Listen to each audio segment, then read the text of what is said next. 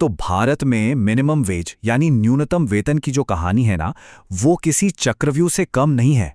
एक ऐसा जटिल जाल जिसे करोड़ों कामगारों के हक के लिए बनाया गया था, पर जो खुद ही उलझनों में फंस गया। तो चलिए आज इसी चक्रव्यूह को भेदने की कोशिश करते हैं और समझते हैं कि इस उलझन को सुलझाने के लिए क्या कदम उठाए जा रहे हैं।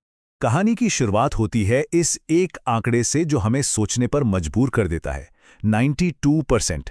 इसका मतलब है कि भारत के 47 करोड़ से ज्यादा लोग, यानी लगभग हर 10 में से 9 कामगार असंगठित क्षेत्र में हैं।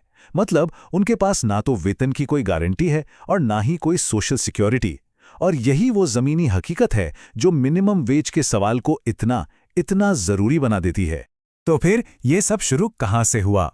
चलिए कहानी के पहले हिस्से में चलते हैं, जो शुरू होता है भारत की आज़ादी के ठीक बाद, एक ऐसे ऐतिहासिक कानून के साथ जिसका सपना हर कामगार को एक सम्मानजनक जीवन देना था।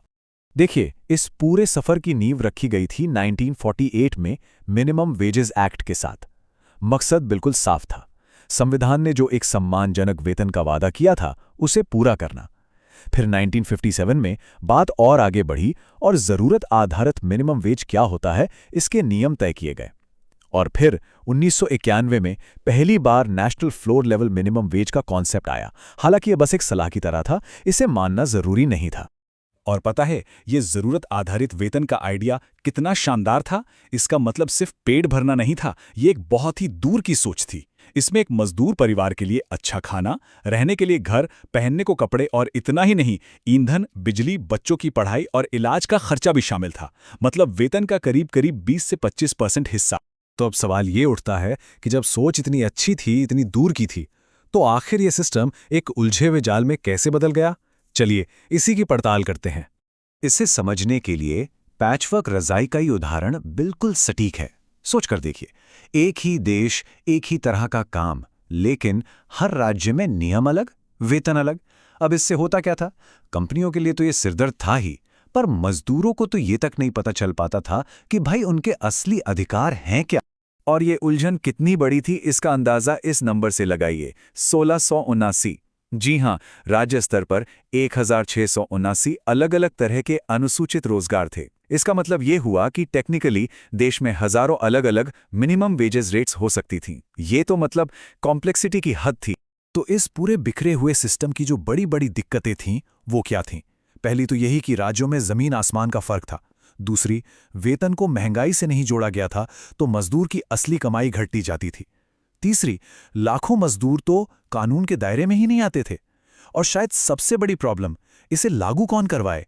एनफोर्समेंट इतना कमजोर था कि नियम बस कागजों पर ही रह जाते थे। और बस इसी सब के बीच कहानी में आता है एक बहुत बड़ा मोड़, साल 2019 का वेज कोड रिफॉर्म।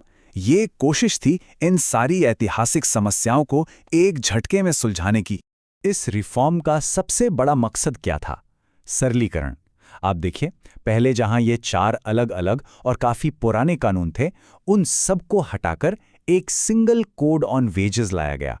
मकसद था कि कानूनों के इस जंगल को साफ किया जाए। अच्छा, तो इस नए कोड के लक्ष्य क्या-क्या थे? 4 बड़े लक्ष्य थे। सबसे पहला, यूनिवर्सल कवरेज, मतलब देश का हर मजदूर, चाहे वो किसी बड़ी फैक्ट्री में हो या छोटी दुकान में, उसे वेतन की सुरक्षा मिले। दूसरा, नेशनल फ्लोर वेज, एक ऐसा मिनिमम वेज जो पूरे देश में लागू होगा और कोई भी राज्य उससे कम वेतन नहीं दे पाएगा। तीसरा, जेंडर पैरिटी, यानी एक जैसे काम के लिए मर्द और औरत को बराबर वेतन मिले। और चौथा, कंप्लायंस को आसान बनाना, ताकि कंपनियों के लिए भी नियमों को मानना मुश्किल ना हो।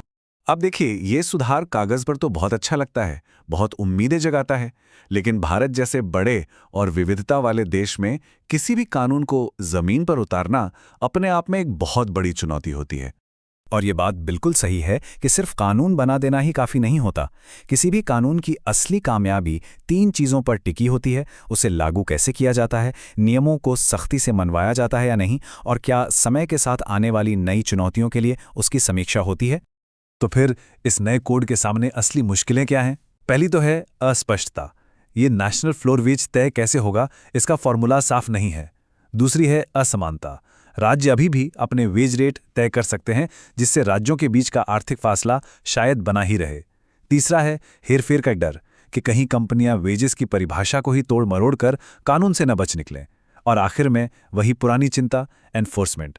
भारत में लेबर कानूनों को लागू करवाने का रिकॉर्ड हमेशा से कमजोर रहा है। अच्छा, इन्फोर्समेंट को बेहतर बनाने के लिए इस कानून में एक इंस्पेक्टर सह सुगमकर्ता का पद बनाया गया है। इन अधिकारियों के पास काफी ताकत होगी। वो किसी भी ऑफिस या फैक्ट्री में जा सकते हैं, रजिस्टर और रिकॉर्ड्स की जांच कर सकते हैं, और अगर कोई गड़बड़ी दिखे तो सबूत जब्त भी कर सकते हैं।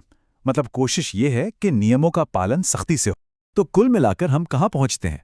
इस पूरी कहानी के केंद्र में एक तनाव है। एक तरफ लक्ष्य है चीजों को आसान बनाने का, सिंप्लिफिकेशन का, लेकिन दूसरी तरफ जो जमीनी हकीकत है वो आज भी उतनी ही जटिल है। और यहीं पर आके हम इस सबसे बड़े सवाल के सामने खड़े हो जाते हैं कि क्या सिर्फ एक कानून, चाहे वो कितना ही सोच समझकर क्यों ना बनाया गया हो, भारत के करोड़ों मजदूरों के लिए नीति और हकीकत के बीच की इस बहुत बड़ी खाई को सच में भर सकता है?